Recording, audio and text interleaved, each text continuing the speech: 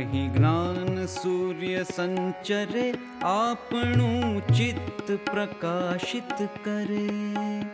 અહીં જ્ઞાન સૂર્ય સંચરે આપણું ચિત્ત પ્રકાશિત કરે.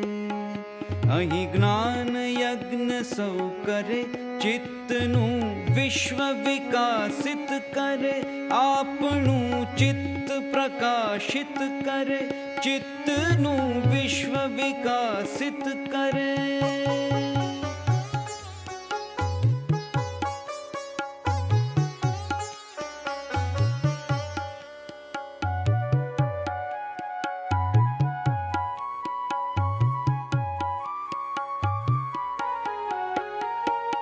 શબ્દ પ્રકાશે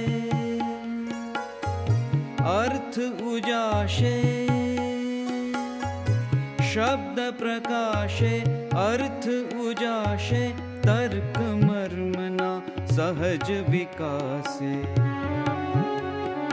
ज्ञानामृत निर्झरे अर्घ्य सौ सत्यदेव ने धरे. आपणुं चित्त प्रकाशित करे, चित्तनु विश्व विकासित करे.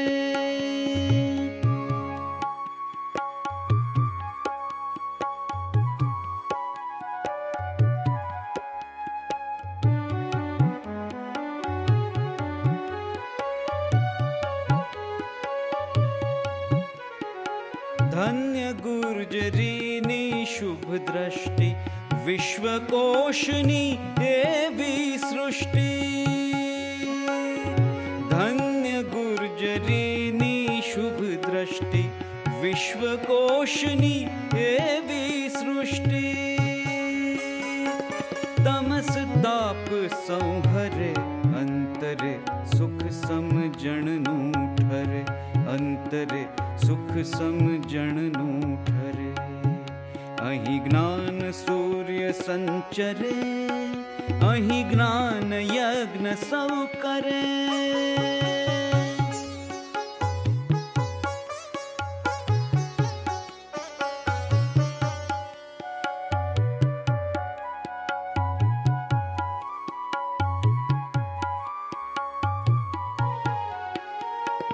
रेवा जलशी शक्तिदायिनी, सत्य समुदा मुक्तिदायिनी. रेवा जलशी शक्तिदायिनी, सत्य समुदा मुक्तिदायिनी. विश्व विहारज करे, शील सत्व संभरे.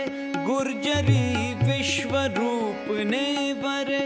गुर्जरी विश्व रूप ने वरे. गुर्जरी विश्व रूप ने वरे.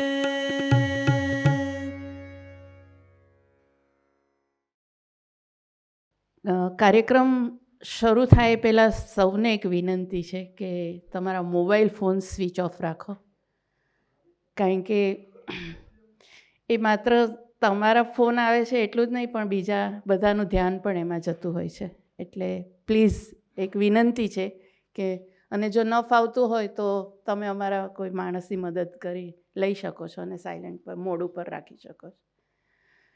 આદરણીય શ્રી કુમારપાળભાઈ, આજના વક્તા પૂર્ણિમાબેન, કિરણભાઈ અને આપ સૌ, આજે આ ભદ્રંકર વિદ્યાદીપક જ્ઞાન વ્યાખ્યાન શ્રેણીનું મારે કહેવું જોઈએ કે 2006ના એપ્રિલ મહિનાથી આ વ્યાખ્યાન શ્રેણી નિયમિત રીતે ચાલે છે.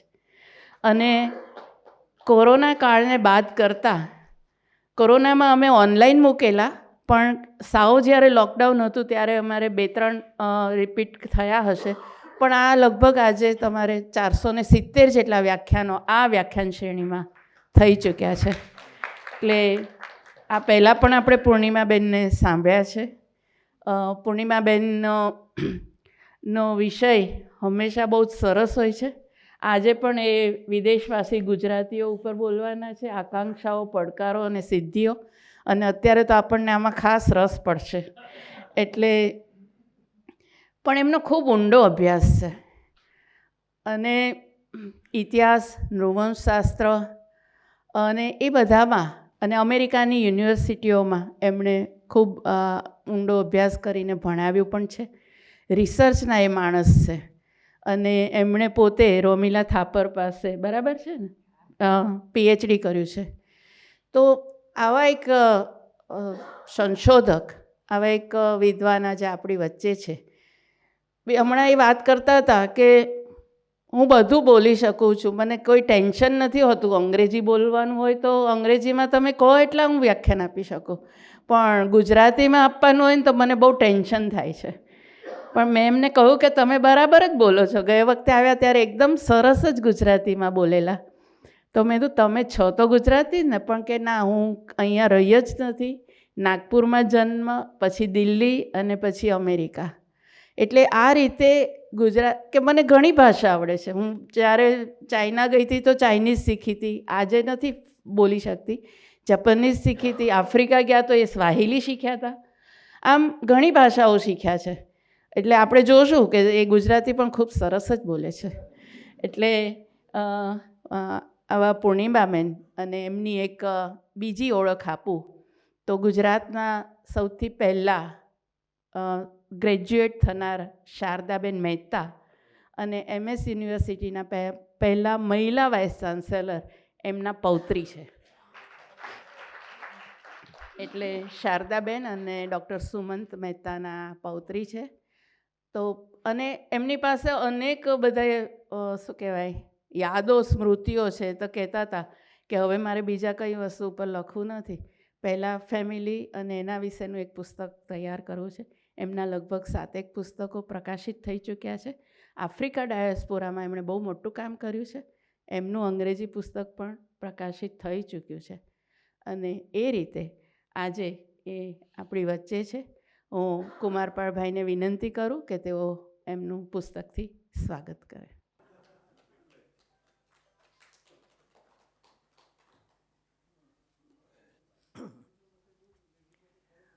હું નાગપુરમાં જન્મેલી. મારા જીવનના પહેલા 20 વર્ષ દિલ્હીમાં અને છેલ્લી અડધી સદી મેં યુનાઇટેડ સ્ટેટ્સમાં વિતાવી છે. મને મારા ફેલો ઇમિગ્રન્ટ્સ વિશે વધુ જાણવાની આકાંક્ષા છે. મારું માનવું છે કે વિશ્વના વિવિધ ભાગોમાં સ્થાયી થયેલા ભારતીયો, ખાસ કરીને ગુજરાતીઓ વિશે વધુ સારી સમજ વિકસાવવાની તાત્કાલિક જરૂર છે.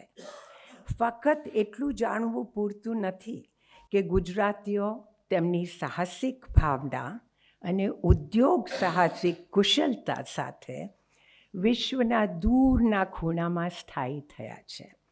આપણે તેમના ભૂતકાળના ઇતિહાસનું અન્વેષણ કરવાની જરૂર છે અને એમના સપનાઓ અને આકાંક્ષાઓ શોધવાની જરૂર છે. તેમના પરીક્ષણો અને મુશ્કેલીઓને સમજવાની, યોગદાનને સ્વીકારવાની અને તેમની સમસ્યાઓ અને ભવિષ્યની સંભાવનાઓ પર ધ્યાન કેન્દ્રિત કરવાની પણ જરૂર છે. મારો હેતુ ગુજરાતી ડાયસ્પોરાની વ્યાપક ઝાંખી પૂરી પાડવાનો છે, એવી આશા સાથે કે તે ગુજરાતના લોકોના વિદેશ સ્થળાંતર વધુ ચર્ચા અને ઊંડાણપૂર્વક તપાસને ઉત્તેજિત કરશે. ગુજરાતીઓ વિદેશ સ્થળાંતરનો લાંબો ઇતિહાસ છે. પ્રાચીન કાળથી તેઓ વિશ્વના વિવિધ ખૂણામાં સ્થાયી થયા છે. ગુજરાતને લાંબો દરિયા કિનારો મળ્યો છે, જેના કારણે તેના લોકો ભટકતા અને સમુદ્રની પેલી પાર શું છે તે વિચારી શકતા હતા. 1લી સદીમાં એક એલેક્ઝાન્ડ્રિયન નાવિકે લખેલી પેરિપ્લસમાં પૂર્વ આફ્રિકન કિનારે વ્યાપકપણે વેપાર કરતા ગુજરાતના વેપારીઓ વિશે લખાણો છે. 21મી સદીની શરૂઆતમાં 208થી વધુ દેશોમાં ભારતીય મૂળના આશરે 3 કરોડ લોકો હતા, જેમાંથી ગુજરાતીઓનો હિસ્સો અંદાજે 65 લાખ હતો. આ અહેવાલ મુજબ ભારતીયો તે વિશ્વના સૌથી મોટા વિદેશી ડાયસ્પોરાનો સમાવેશ કરે છે. તેઓ વિશ્વના વિવિધ ભાગોમાં સ્થાયી થયા હતા. પૂર્વ આફ્રિકા, દક્ષિણ Africa, Fiji, Mauritius, British Guyana, ત્રિનિદાદ, Burma, Malaysia, Singapore અને તાજેતરમાં UK, USA, કેનેડા અને ઓસ્ટ્રેલિયા.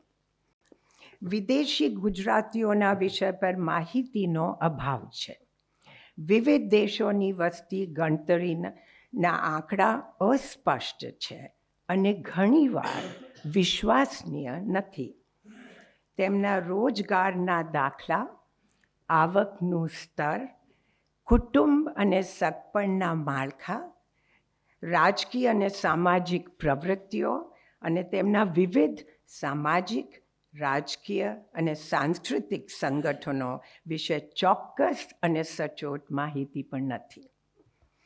તેઓ વિશ્વના વિવિધ ભાગોમાં એક સરખા નથી. સામાજિક આર્થિક સ્થિતિ, શૈક્ષણિક પૃષ્ઠભૂમિ અને કુશળતા, રોજગાર પેટર્ન અને આવક, આત્મસાત, રાજકીય અધિકારો અને યજમાન સમાજ સાથેના સંબંધો એક દેશથી બીજા દેશમાં બદલાય છે. તેઓ હિન્દુ, જૈન, ઇસ્લામ, બૌદ્ધ અને શીખ જેવા વિવિધ ધર્મો અને માન્યતાઓનું પણ પાલન કરે છે. આમ વ્યાપક સામાન્યકરણ, જેને જનરલાઇઝેશન કહેવાય છે, કરવું ખતરનાક છે. સામાન્ય રીતે એવું માનવામાં આવે છે કે વિદેશી ગુજરાતીઓ મુખ્યત્વે વેપાર, બેન્કિંગ, નાણાકીય અને વહીવટમાં રોકાયેલા છે. જ્યારે આ પૂર્વ આફ્રિકા, દક્ષિણ આફ્રિકા અને યુકેમાં વસાહતીઓ માટે સાચું હોઈ શકે, તો પણ આ યુએસએમાં રહેતા ગુજરાતીઓને લાગુ પડતો નથી. તેમાંથી મોટા ભાગના લોકો બીજા વિશ્વયુદ્ધ પછીના સમયગાળામાં ઉચ્ચ શિક્ષણની શોધમાં રાજ્યોમાં પ્રવેશ્યા અને રહેવાસી તરીકે રહ્યા. તેમાંના ઘણા વ્યાવસાયિકો છે. ડૉક્ટરો, એન્જિનિયરો, વકીલો, શિક્ષણવિદો અને મેનેજરો. છેલ્લા કેટલાક દાયકાઓમાં પૂર્વ આફ્રિકાથી, ખાસ કરીને ઈદી અમીન દ્વારા તેમને હાંકી કાઢવામાં આવ્યા પછી, મોટી સંખ્યામાં ગુજરાતીઓનો અમેરિકા, કેનેડા અને યુનાઇટેડ કિંગડમમાં ધસારો જોવા મળે છે. તેમણે પોતાની બચત, વ્યવસાયો અને મોટેલ ઉદ્યોગમાં રોકાણ કરી છે. 2023ના સેન્સસ ટેબ્યુલેશન મુજબ યુનાઇટેડ સ્ટેટ્સમાં ભારતીય ડાયસ્પોરા આશરે 50 લાખ હોવાનો અંદાજ છે. ગુજરાતી સ્થળાંતર કરનારાઓ વિવિધ પૃષ્ઠભૂમિમાંથી આવે છે. કેટલાક ગ્રામીણ ખેતી વિસ્તાર, જ્યારે અન્ય શહેરી વિસ્તારોમાંથી આવ્યા હતા. કેટલાક અકુશળ કામદારો, અનસ્કિલ્ડ તરીકે કામ કરતા, અન્ય ઉચ્ચ વ્યવસાયોમાં સેવા આપતા હતા. કેટલાક આર્થિક જરૂરિયાતને કારણે સ્થળાંતર કરતા હતા, તો કેટલા તેમના ક્ષિતિજોને વિસ્તૃત કરવા અને વધુ સારા જીવનના સપના પૂર્ણ કરવા માટે. આપણે સ્પષ્ટપણે ઓળખવાની જરૂર છે કે સ્થળાંતર કરનારા કોણ છે. આપણે જાણીએ છીએ કે પૂર્વ આફ્રિકા અને યુકેના પાટીદારો ચરોતર વિસ્તારમાંથી આવ્યા હતા. એન્ટવર્પના ગુજરાતીઓ તે પાલનપુરથી આવ્યા હતા, જ્યારે ફિજીમાં ગુજરાતીઓ મુખ્યત્વે પોરબંદર, જામનગર અને જેતલસરના હતા. આપણે એ ઓળખવાની જરૂર છે કે અન્ય પરિબળો પણ કેટલી હદે ફાળો આપે છે. સારી શૈક્ષણિક તકોની શોધ, સાહસની ભાવના, વિસ્તૃત પરિવારની મર્યાદાઓ અને જવાબદારીઓથી છટકી જવાની ઈચ્છા. આપણે સ્થળાંતરની પ્રકૃતિ અને ગતિશીલતાનું પરીક્ષણ અને વિશ્લેષણ કરવાની જરૂર છે. શું તે સ્વૈચ્છિક વોલેન્ટરી હતા કે અનૈચ્છિક ઇનવોલેન્ટરી? આમાં સાંકળ સ્થળાંતર, જેને ચેઇન માઇગ્રેશન કહેવાય છે, નો શું ફાળો છે? સ્થળાંતર કરનારા વ્યક્તિ નવા વાતાવરણમાં પ્રારંભિક ગોઠવણ અને અનુકૂલનનો સામનો કેવી રીતે કરે છે? આપણે સ્થળાંતરની અસર પર ધ્યાન કેન્દ્રિત કરવાની અને રાજકીય, સામાજિક, આર્થિક અને ભાષાકીય અસરોનું મૂલ્યાંકન કરવાની પણ જરૂર છે. સાતત્યતા, કોન્ટિન્યુઇટી અને પરિવર્તન, ચેન્જની બેવડી વિભાવનાઓનું વિશ્લેષણ કરવું જરૂર છે. યજમાન દેશમાં સ્થળાંતર કરનારાઓની સંસ્કૃતિ ભૂતકાળ સાથે, ખાસ કરીને ભાષા, ધાર્મિક માન્યતાઓ, લગ્ન પરંપરાઓ અને જાતિ અને વર્ગના પાલનના સંદર્ભમાં કેટલી હદ સુધી સાતત્ય દર્શાવે છે. તેઓ તેમની સંસ્કૃતિને સાચવવામાં અને તેને તેમના બાળકો સુધી પહોંચાડવામાં કેટલા સફળ રહ્યા છે. આ બધા સાતત્યના પાસાઓનું પ્રતિનિધિત્વ કરે છે. આના ઉપરાંત પરિવર્તનને પણ સમજવાની જરૂર છે. આ નવા વાતાવરણમાં અનુકૂલન અને આત્મસાતમાં એક આવશ્યક ઘટક છે. નવા વાતાવરણમાં ઇમિગ્રન્ટ્સની સંસ્થાઓ, રિવાજો અને પ્રથાઓ, ભાષા, ધાર્મિક માન્યતાઓ વગેરેમાં મૂળભૂત ફેરફારો ઓળખવા જરૂરી છે. આ ખાસ કરીને ઇમિગ્રન્ટ્સની બીજી પેઢીને લાગુ પડે છે. મોટે ભાગે જેઓ દત્તક લીધેલા દેશમાં જન્મેલા અને ઉછરેલા હતા. તેને ડેટિંગ, લગ્ન, સામાજિક જીવન અને ખોરાક પર પેઢીઓના સંઘર્ષો અને વિવિધ વલણો કેટલી હદ સુધી ઊભા કર્યા છે. વિદેશી ગુજરાતીઓની તેમના યજમાન દેશમાં રાજકીય સંડોવણી અને પ્રવૃત્તિઓના સંદર્ભમાં પૂરતી માહિતી ઉપલબ્ધ નથી. નવા આવેલા સ્થળાંતર કરનારાઓ અને યજમાન વસ્તી વચ્ચે વંશીય તણાવ, સંઘર્ષ અને દુશ્મનાવટની સંભાવના હંમેશા રહે છે. ગુજરાતીઓ આ ખતરનાક માર્ગ કેવી રીતે પાર કર્યો? સમાન દરજ્જો, રાજકીય અધિકારો અને પ્રતિનિધિત્વ માટેના સંઘર્ષમાં સ્થળાંતર કરનારાઓએ શું ભૂમિકા ભજવી? તાજેતરના પુરાવા સૂચવે છે કે ગુજરાતીઓ ક્યારેય રાજકીય નિષ્ક્રિય અને આત્મસંતુષ્ટ રહ્યા નથી. તેઓ વ્યક્તિગત અધિકારો માટેના સંઘર્ષો અને તેમના દત્તક લીધેલી ભૂમિના સ્વતંત્રતા અને રાષ્ટ્રવાદી ચળવળોમાં સક્રિય રીતે સામેલ થયા છે અને ભાગ લીધો છે. વિદેશમાં રહેતા ગુજરાતીઓના આર્થિક યોગદાનની પણ કાળજીપૂર્વક તપાસ કરવી જોઈએ. સ્થળાંતરની આર્થિક અસરો તેમજ મૂળ દેશ પર થયેલા ફેરફારો અને તેની અસરોને સમજવાની જરૂર છે. સ્થળાંતર કરનારાઓ દ્વારા મોકલવામાં આવેલા નાણાં પરિણામે ગુજરાતના ગામડાઓ અને નગરોની સમૃદ્ધિ અને વિકાસને અવગણી શકાય નહીં. વિદેશી ગુજરાતીઓના અનુભવ પર ધ્યાન કેન્દ્રિત કરવું એ ફળિયાદી બને છે, કારણ કે તે આપણને જણાવે છે કે આપણે ક્યાંથી આવ્યા છીએ. આપણા ભૂતકાળનું પુનર્નિર્માણ કરવામાં મદદ કરે છે. આપણા વારસાને સમજવામાં મદદ કરે છે. આપણી ઓળખને ફરીથી શોધે છે. સાથે સાથે આપણને આત્મવિશ્વાસ અને આશાવાદ અને ભવિષ્ય તરફ જોવા માટે સક્ષમ બનાવે છે. રવિન્દ્રનાથ ટાગોરના શબ્દો પર ચિંતન કરવું આપણા માટે યોગ્ય છે. વૃક્ષનો અભ્યાસ કરવા માટે તમારે ફક્ત તેમની પોતાની જમીનમાં તેના મુખ્ય થડને જાણવું જ નહીં, પણ ભવિષ્યની જમીનમાં તેની મહાનતા વિકાસને પણ શોધવો જોઈએ, કારણ કે પછી તમે તેના જીવન શક્તિનું સાચું સ્વરૂપ જાણી શકો છો. ગુજરાતી ડાયસ્પોરાનો વ્યાપ સ્કોપ.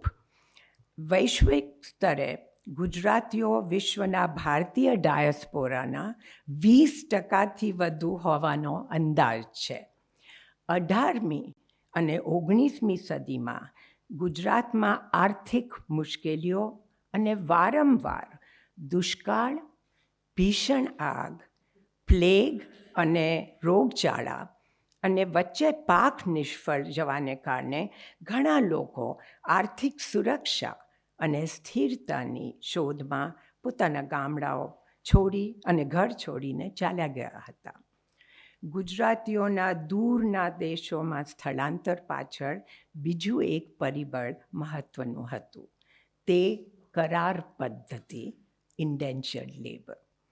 19મી સદીમાં ભારતીય સ્થળાંતરમાં મુખ્યત્વે કરારબદ્ધ મજૂર અથવા ગિરમિટિયાનો સમાવેશ થતો હતો.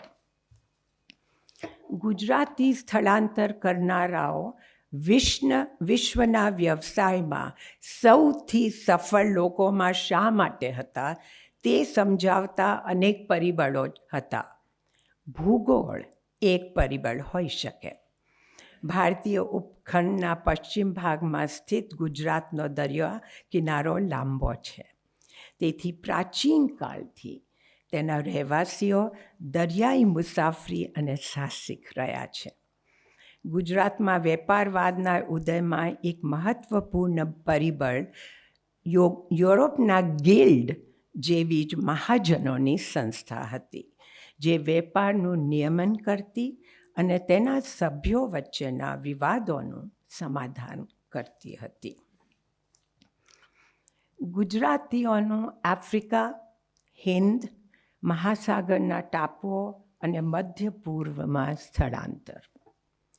વસાહતી શાસન દરમિયાન મોટી સંખ્યામાં લોકો આફ્રિકામાં વેપારીઓ અને દુકાનદારો તરીકે ગયા. તેમને દુક્કા શબ્દ પરથી દુક્કાવાળા તરીકે ઓળખવામાં આવતા હતા. પૂર્વ આફ્રિકન અર્થતંત્રને વિનિમયથી નાણાંમાં રૂપાંતરિત કરવામાં તેઓએ મહત્ત્વપૂર્ણ ભૂમિકા ભજવી હતી. તેઓ મુખ્યત્વે ચરોતરના પાટીદારો અને સૌરાષ્ટ્રના લોહાણા છે. તેમનું સ્થળાંતર બ્રિટિશ વસાહતી શાસનના વિસ્તારણ સાથે થયું. આ સ્થળાંતર કરનારાઓ તેમની ઉદ્યોગ સાહસિક ભાવના, તેમની કરકસર અને સરળ જીવનશૈલી અને કૌટુંબિક સંબંધો અને સગપણના મજબૂત નેટવર્ક સાથે તેમના નવા વતનમાં ખીલ્યા. ઘણી રીતે તેઓએ ભારતીય વૈશ્વિક ડાયસ્પોરાના પાયા નાખ્યા. એ પણ કહેવું જોઈએ કે ઘણા નોંધપાત્ર વ્યક્તિઓએ આફ્રિકન ખંડ પર વિવિધ સ્વતંત્રતા ચળવળોમાં મુખ્ય ભૂમિકા ભજવી હતી. દક્ષિણ આફ્રિકામાં આફ્રિકન નેશનલ કોંગ્રેસ ANC અને કેન્યા અને તાન્ઝાનિયામાં સ્વતંત્રતા સંગ્રામમાં તેમના યોગદાનનો ઉલ્લેખ કરવો જોઈએ. શરૂઆતના અગ્રણી ભારતીયોમાં કચ્છના અલાદીન વિશ્રામનો સમાવેશ થાય છે, જેઓ 1863માં 12 વર્ષની ઉંમરે ઝાંઝીબાર ગયા હતા. તેમણે એક નાની દુકાન ખોલીને શરૂઆત કરી અને અંતે દરેક રેલવે સ્ટેશન પર નાની દુકાનો સ્થાપીને એક શ્રીમંત ઉદ્યોગપતિ બન્યા હતા. ગુજરાતના પારસી શાહપુરજી સકલાતવાળા 1922માં પ્રતિનિધિત્વ સંસદ સભ્ય બન્યા હતા. જોકે સ્વતંત્રતા પછીના સમયગાળામાં તણાવ અને સંઘર્ષો ઉભરી આવ્યા હતા, જેના કારણે યુગાન્ડામાં ઇદી અમીનના નેતૃત્વમાં મોટી સંખ્યામાં લોકોને હાંકી કાઢવામાં આવ્યા. આ ભારતીયો આખરે UK, USA અને કેનેડા ગયા. દક્ષિણ આફ્રિકા. ગુજરાતમાંથી કરારબદ્ધ મજૂરોની સૌથી પહેલું આગમન 1860માં દક્ષિણ આફ્રિકાના નાતાલમાં થયું હોવાનું કહેવાય છે. તે સમયથી મોટી સંખ્યામાં ગુજરાતીઓ દક્ષિણ આફ્રિકાના વિવિધ ભાગોમાં સ્થાયી થયા છે.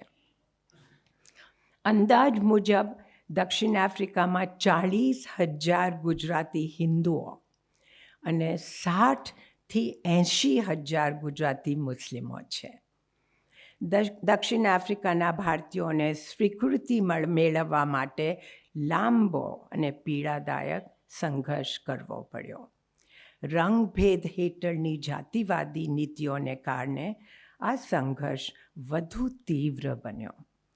આખરે 1961માં ભારતીયોને કાયમી નાગરિક તરીકે માન્યતા મળી.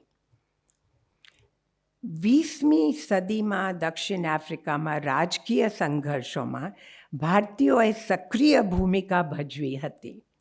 આમાંના સૌથી જાણીતા નિઃશંકપણે મહાત્મા ગાંધી હતા, જેમણે 20મી સદીની શરૂઆતમાં નિષ્ક્રિય પ્રતિકાર અભિયાનોમાં પોતાનો પ્રારંભિક રાજકીય અનુભવ મેળવ્યો હતો. જો કે ઘણા અન્ય લોકો હતા જેમના નામ અને યોગદાનનો ઉલ્લેખ કરવો જોઈએ. 1930ના દાયકામાં દાઉદ સિદત અને કાસિમ અમરા જેવા ગુજરાતીઓ કોમ્યુનિસ્ટ પાર્ટીના સક્રિય સભ્યો હતા. અન્ય લોકોએ ઓલિવર ટેમ્બો અને નેલ્સન મંડેલા જેવા અગ્રણી આફ્રિકન નેતાઓ સાથે કામ કર્યું હતું. યુસુફ દાદુ અને ખોલ્વડિયનનો પણ ઉલ્લેખ કરવો જોઈએ, જેમણે રંગભેદ વિરોધી સંઘર્ષમાં મુખ્ય ભૂમિકા ભજવી હતી.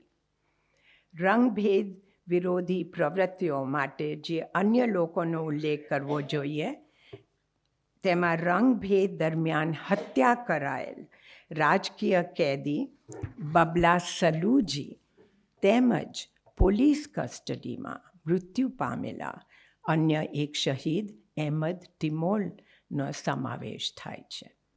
ગુજરાતીઓ દક્ષિણ આફ્રિકાના રાજકારણમાં રંગભેદ પછીની દુનિયામાં તેમની રાજકીય પ્રવૃત્તિઓ ચાલુ રાખી હતી.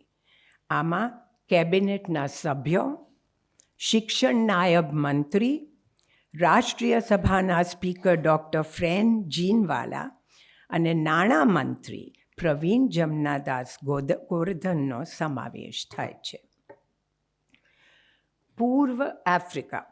પૂર્વ આફ્રિકામાં ગુજરાતીઓની નોંધપાત્ર હાજરી છે અને તેઓએ નાણાકીય અર્થતંત્રમાં પરિવર્તિત કરવામાં મહત્ત્વપૂર્ણ ભૂમિકા ભજવી હતી. ભારતના પશ્ચિમ કિનારા અને આફ્રિકન ખંડના પૂર્વ કિનારા વચ્ચેની કડી પ્રાચીન છે. સેંકડો વર્ષ પહેલાં હિન્દ મહાસાગરમાં કાપડ અને નીલના કિંમતી માલને પૂર્વ આફ્રિકા લઈ જતી અને સોનું, હાથીદાંત અને ગુલામો સાથે પરત ફરતી હોડીઓ મુસાફરી કરતી હતી. એવું માનવામાં આવે છે કે ગુજરાતના દરિયાઈ સમુદાયના કાંજી માલમે કાલિકટ સુધી વાસ્કો દ ગામાના જહાજનું સફળતાપૂર્વક સંચાલન કર્યું હતું. કચ્છ અને સૌરાષ્ટ્રના લોહાણા અને મધ્ય ગુજરાતના પાટીદારો તેમજ સૌરાષ્ટ્રના વિસા ઓસવાળ જૈનોએ મુખ્યત્વે 20મી સદીમાં સ્થળાંતરિત થયા હતા. 1970ના દાયકામાં સુધીમાં પાટીદાર સમુદાયની સંખ્યા 50,000 જેટલી હોવાનો અંદાજ હતો. સિંધ, કચ્છ અને સૌરાષ્ટ્રના મુસ્લિમ વ્યાપારી સમુદાયો પૂર્વ આફ્રિકાના વેપારમાં પણ પ્રભુત્વ ધરાવતા હતા.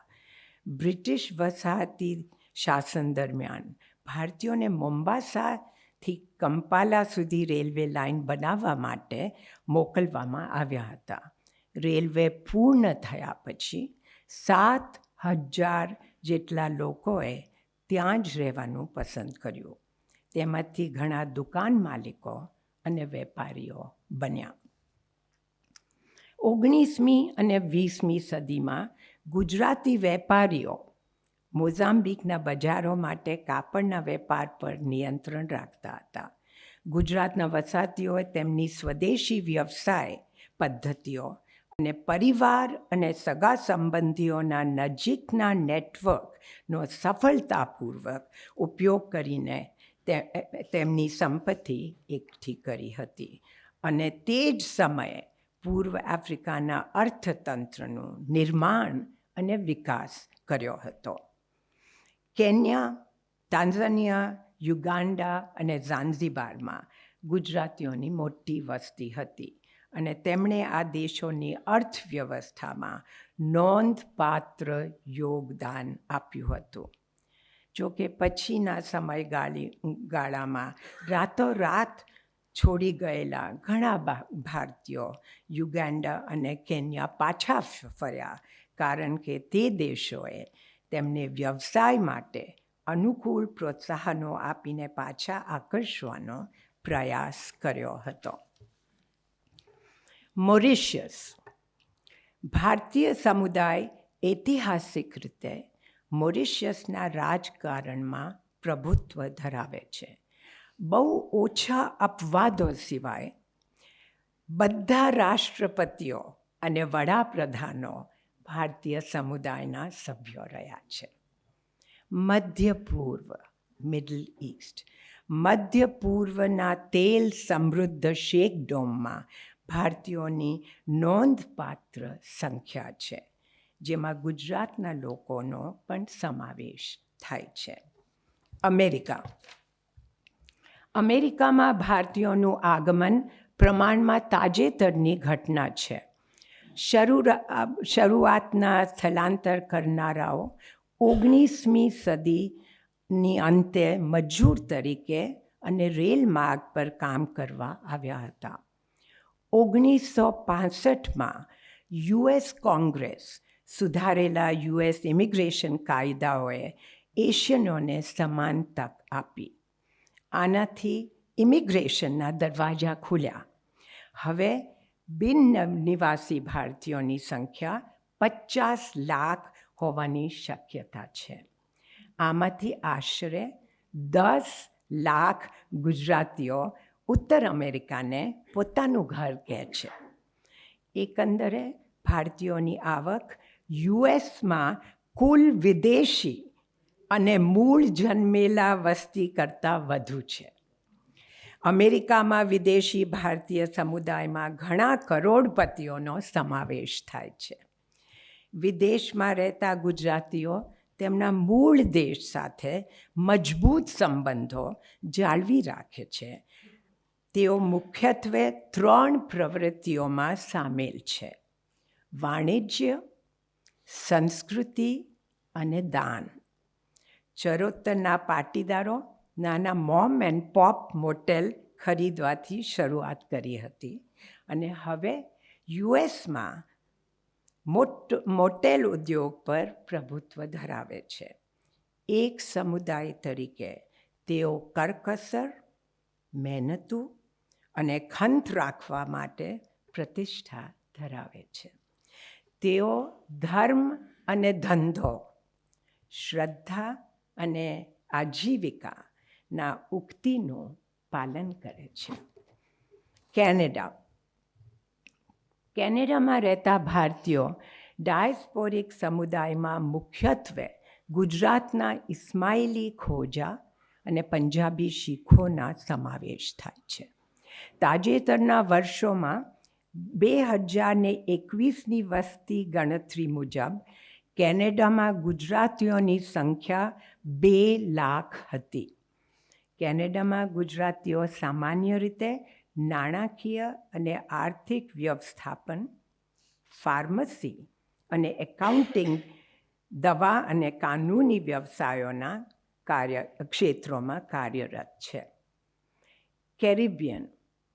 19મી સદીમાં ગુજરાતના લોકો કરાર પદ્ધતિ હેઠળ કેરિબિયન દેશોમાં ગયા હતા.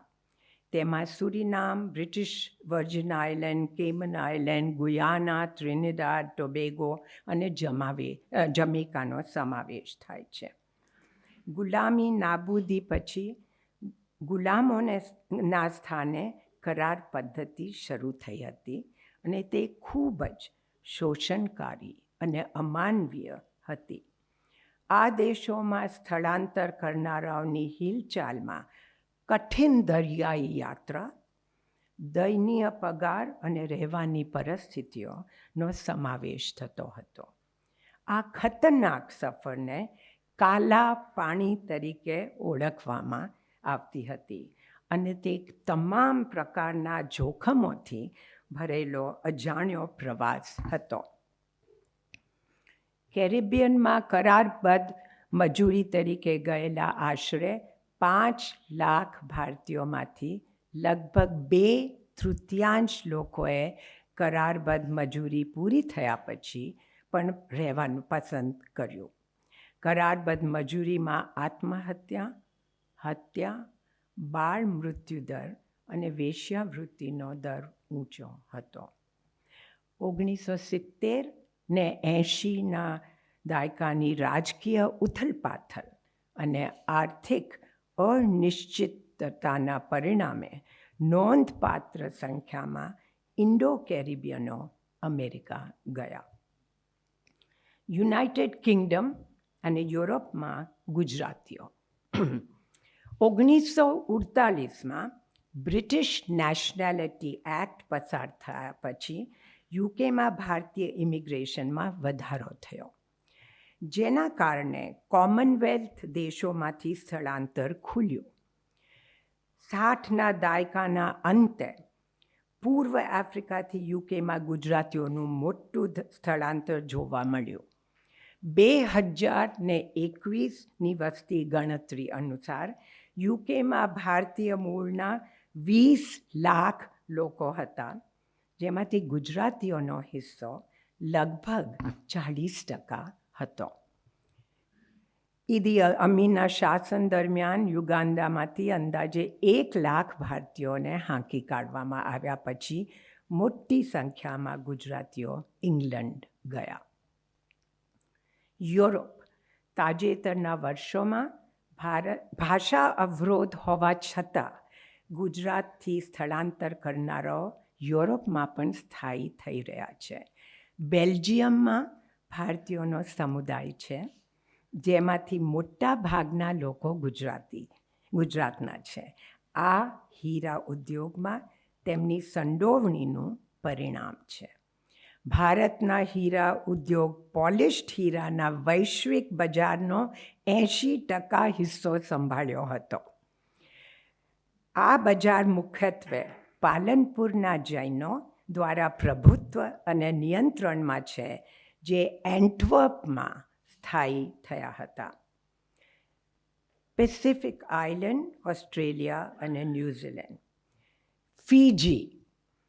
આફ્રિકા ઉપરાંત પ્રારંભિક ભારતીય સ્થળાંતરકારો માટેનું બીજું સ્થળ ફીજી હતું, જ્યાં ગિરમિટિયા તરીકે ઓળખાતા કરારબદ્ધ મજૂરોની આયાત કરવામાં આવી હતી. 19મી સદીમાં કાલા પાણીનો ભય પ્રવર્તતો હતો. સમુદ્ર પાર કરવા એ તમામ પ્રકારના આતંકથી ભરપૂર હતું અને હિન્દુ સમાજમાં જાતિનો દરજ્જો ગુમાવવાનો પણ હતો. આજે ભારતીય મૂળના લોકોનો અંદાજ 50% જેટલા ઊંચો છે.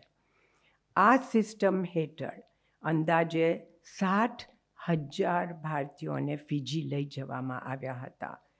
20મી સદીના પહેલા દાયકામાં ગુજરાતમાંથી સ્વતંત્ર વસાતીઓ આવ્યા.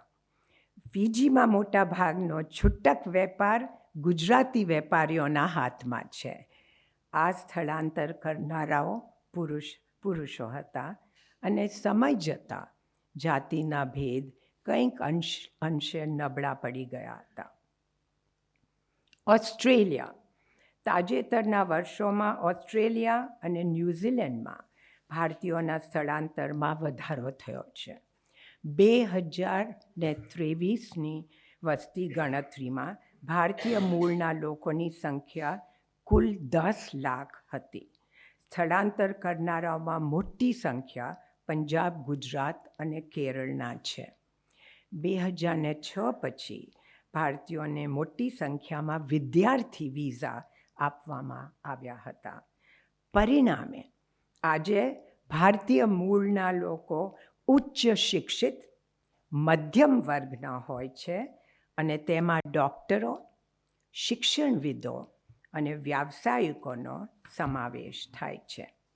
આ સ્થળાંતર કરનારાઓ તેમની જોખમ લેવાની ક્ષમતા દ્વારા અર્થતંત્રમાં મૂલ્યવાન યોગદાન આપ્યું છે. જો કે સમાજમાં તેમનું આત્મસાતીકરણ અને સ્વીકૃતિ હજુ પણ સંતોષકારક નથી. 2000ના અંતમાં સિડની અને મેલબોર્નમાં ભારતીયો, ખાસ કરીને વિદ્યાર્થીઓ પર થયેલા હિંસક હુમલાઓ દ્વારા આ વાતનો પુરાવો મળે છે. ન્યૂઝીલેન્ડ. વિશ્વ મંત્રાલય અનુસાર 2023માં ન્યૂઝીલેન્ડમાં વિદેશી ભારતીયોની અંદાજિત વસ્તી 2.5 લાખ હતી. અંદાજ મુજબ ગુજરાતના રહેવાસીઓની સંખ્યા લગભગ 1.5 લાખ છે. બાદમાં મુખ્યત્વે ખૂણાની દુકાનો, સ્વતંત્ર ફાર્મસીઓ અને હોટલના માલિકો તરીકે જોવા મળે છે.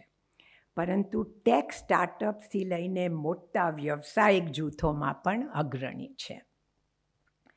દક્ષિણ અને દક્ષિણ પૂર્વ એશિયામાં ગુજરાતીઓ, મ્યાનમાર, ભારત સાથે દેશની ભૌગોલિક નિકટતા અને જમીન અને દરિયાઈ સીમાઓ વહેંચાયેલી હોવાને કારણે બંને દેશો વચ્ચે અવરજવર હતી. 19મી સદીમાં ભારતીયોનું સ્થળાંતર વધ્યું, જેઓ અકુશળ મજૂર તરીકે બર્મા ગયા અને ખેતરોમાં કામ કર્યું. મોટા ભાગના મેમન હતા અને 1962માં લશ્કરી શાસને તમામ વિદેશી વ્યવસાયોનું રાષ્ટ્રીયકરણ કર્યું અને તેમને દેશ છોડવાની ફરજ પડી. ત્યારે મોટી સંખ્યામાં લોકોને બર્મા છોડીને ભાગવું પડ્યું. સિંગાપોર અને મલેશિયા, સિંગાપોર, થાઈલેન્ડ અને ઇન્ડોનેશિયામાં પણ ભારતીય મૂળના લોકો છે. મલેશિયામાં અંદાજે 21 લાખ વિદેશી ભારતીયો હતા. ભારતીય વસ્તીમાં ગુજરાતના સ્થળાંતર કરનારાઓનો સમાવેશ થાય છે. ગુજરાતના પ્રવાસીઓ અને વેપારીઓ 14મી સદીની શરૂઆતમાં મલક્કા પહોંચ્યા હોવાનું કહેવાય છે. ગુજરાતના વેપારીઓ માત્ર મસાલા અને મરી જ નહીં, પરંતુ ઇસ્લામ પણ લાવ્યા હતા. શ્રીલંકા અને પાકિસ્તાનમાં ગુજરાતીઓ. શ્રીલંકામાં ગુજરાતી મુસ્લિમોની નોંધપાત્ર સંખ્યા છે, જેમાં મુખ્યત્વે દાઉદી વોરા, શિયા અને મેમન સુન્ની સંપ્રદાયના છે. કરાચીમાં મોટી સંખ્યામાં ગુજરાતી ભાષા બોલનારા લોકો છે. માતૃભૂમિની સાથેના સંબંધો. આંતરરાષ્ટ્રીય સ્થળાંતર મૂળ દેશ તેમજ યજમાન દેશ બંનેને અસર કરે છે. તેમની જોડાણની મજબૂત લાગણીઓ કૌટુંબિક મેળાવડા, લગ્ન, ધાર્મિક યાત્રાઓ અને સૌથી અગત્યનું રેમિટન્સ માટે જન્મદેશની વારંવાર મુલાકાતોમાં પ્રતિબિંબિત થાય છે. આનો હેતુ પરિવાર અને સંબંધીઓને ટેકો આપવો, પૂર્વજોના ઘરો બનાવવા અને જાળવવા અને તાજેતરના સમયમાં રાજકીય પ્રવૃત્તિઓને ટેકો આપવા અને ઉમેદવારોને નાણાં આપવા માટે છે. રેમિટન્સ. વિદેશમાં સ્થાયી થયેલા ઇમિગ્રન્ટ્સ હજુ પણ તેમના મૂળ દેશ સાથે મજબૂત સંબંધો અને લગાવ ધરાવે છે અને આ તેમના નોંધપાત્ર રેમિટન્સ તેમજ માતૃ દેશમાં વિદેશી રોકાણના પ્રવાહમાં પ્રતિબિંબિત થાય છે. 2023માં તેમનો રેમિટન્સ લગભગ $100 અબજ થયા હતા. ગુજરાતના ગામડાઓ અને નગરોમાં મુસાફરી કરતા આનો સ્પષ્ટ પુરાવો જોવા મળે છે. વિદેશી ગુજરાતીઓ પરોપકારી અને સામાજિક સેવાઓમાં સક્રિય છે. તેઓ ફક્ત તેમના વિસ્તૃત પરિવારોને મદદ કરવા માટે જ નહીં, પરંતુ તેમના ગામડાઓમાં કોલેજો, હોસ્પિટલો અને મંદિરો બનાવવા માટે પણ પૈસા મોકલે છે. તાજેતરના વર્ષોમાં મોદી સરકારે વાઇબ્રન્ટ ગુજરાત પહેલ શરૂ કરી છે. તેનો ઉદ્દેશ ગુજરાતને વૈશ્વિક રોકાણ કેન્દ્રમાં રૂપાંતરિત કરવાનો અને પ્રવાસન અને રોકાણ માટે આદર્શ સ્થળ તરીકે ગુજરાતની સંભાવનાઓ વિશે વિદેશી ગુજરાતીઓને માહિતી આપવાનો છે. વિદેશી ગુજરાતીઓએ અબજો ડોલર યોગદાન આપ્યું હોવાનું કહેવાય છે. સરકાર દ્વારા શરૂ કરાયેલ સ્વર્ણિમ ગુજરાત અભિયાન એ સરકાર તરફથી વિદેશી ગુજરાતીઓ અને તેમની માતૃભૂમિ વચ્ચે પરસ્પર લાભદાયી સંબંધો સ્થાપિત કરવાનો બીજો પ્રયાસ છે.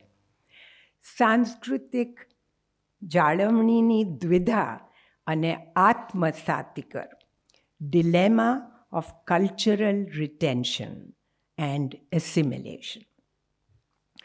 ઇમિગ્રન્ટ્સ તેમના દત્તક લીધેલા દેશમાં અનેક પડકારોનો સામનો કરે છે. બધા ઇમિગ્રન્ટ્સે નવા વાતાવરણમાં અનુકૂલન કરવાનું શીખવું પડે છે અને તેમની નવી સંસ્કૃતિમાં આત્મસાત થવાનું પણ શીખવું પડે છે.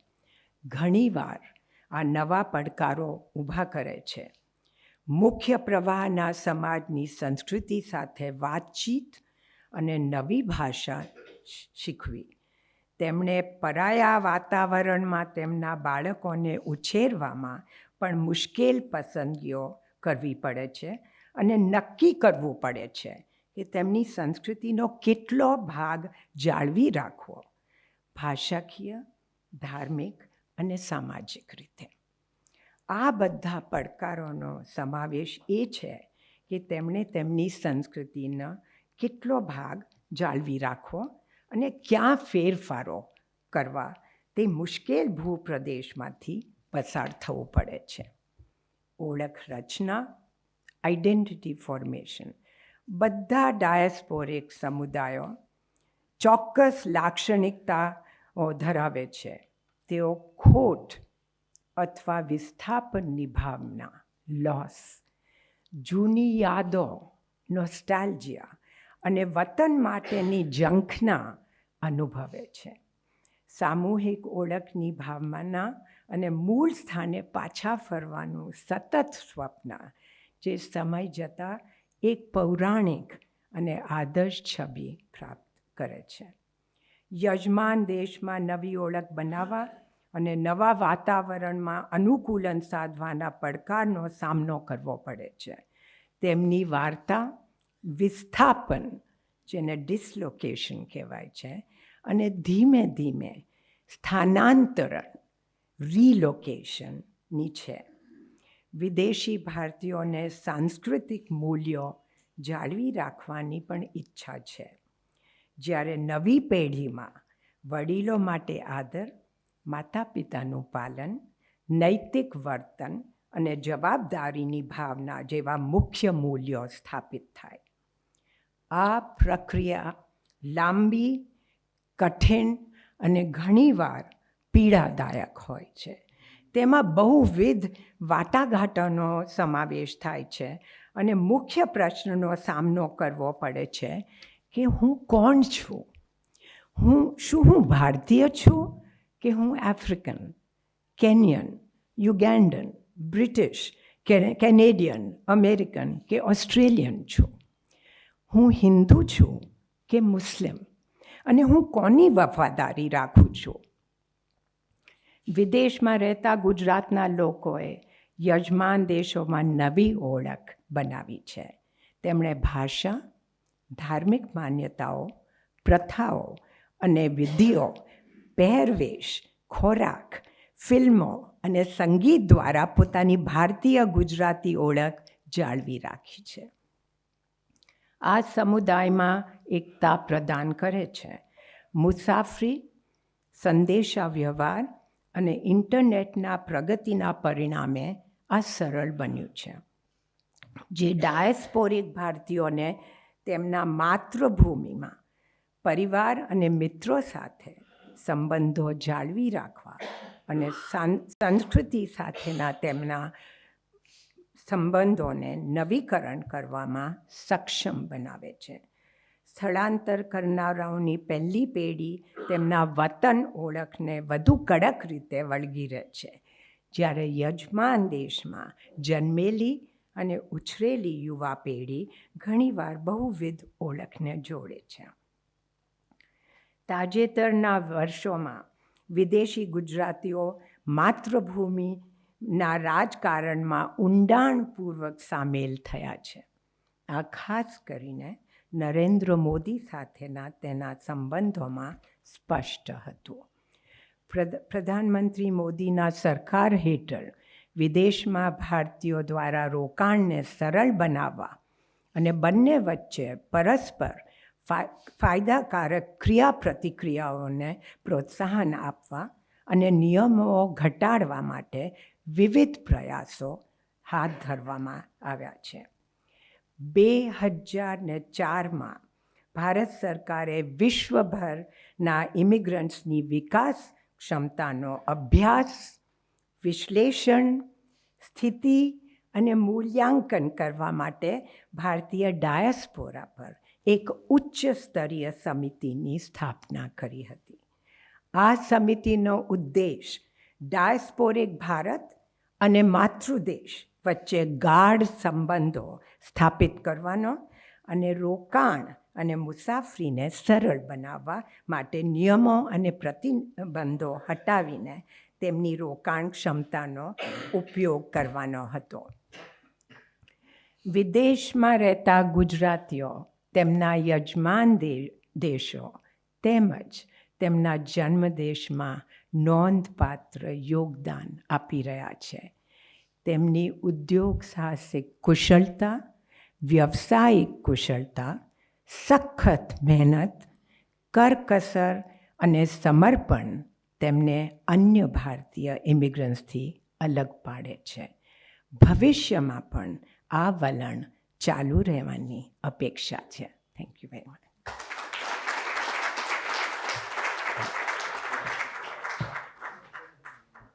વિષયના બહુ મોટા વ્યાપને એમણે ટૂંકા ગાળામાં આવરી લીધો.